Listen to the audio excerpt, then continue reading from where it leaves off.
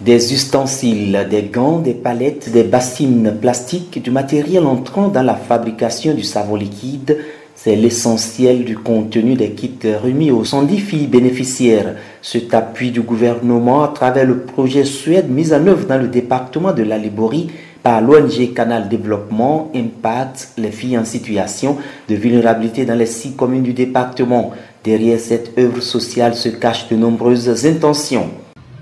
C'est important pour le gouvernement que aucune fille, aucune femme ne reste maintenant sans rien faire parce qu'elle n'a pas de capital, parce qu'elle n'a pas de moyens pour exercer une activité génératrice de revenus. Donc le projet Suède, dans son sous-projet autonomisation, travaillera à ce que les filles et les femmes dans la tranche d'âge impartie puissent quand même obtenir quelque chose et exercer une activité génératrice de revenus qui va permettre à ce qu'elles gagnent des revenus pour celles qui ont des enfants, pour continuer la scolarisation des enfants, pour donner de l'argent de petit déjeuner tous les matins, pour trouver les frais de photocopie à donner, pour contribuer à la subsistance de la famille.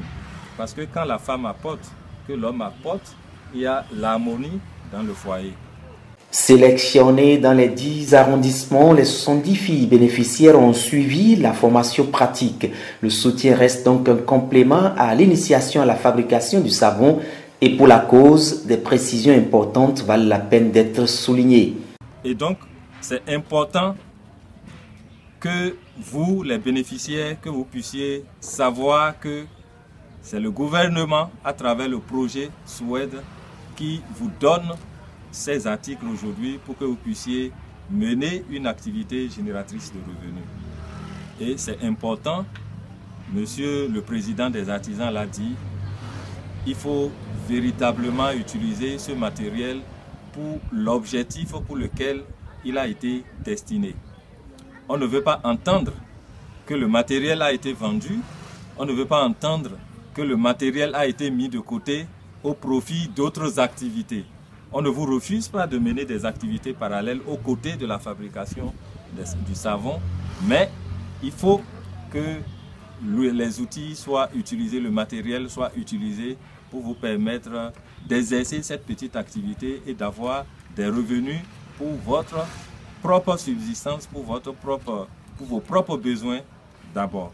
Il faut réduire les inégalités hommes-femmes, faire travailler les filles pour rendre autonome la couche féminine.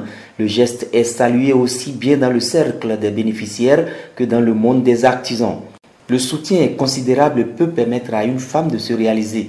Le bureau du collectif des artisans prend l'engagement de suivre les bénéficiaires dans l'utilisation efficiente des matériels dont elles ont bénéficié. Cet appui aux 110 filles fait suite à un autre soutien en machine à coudre et qui a concerné 30 couturières. Au total, 100 filles sont ainsi touchées dans la commune de Kandi. L'opération se poursuit dans les 5 autres communes du département.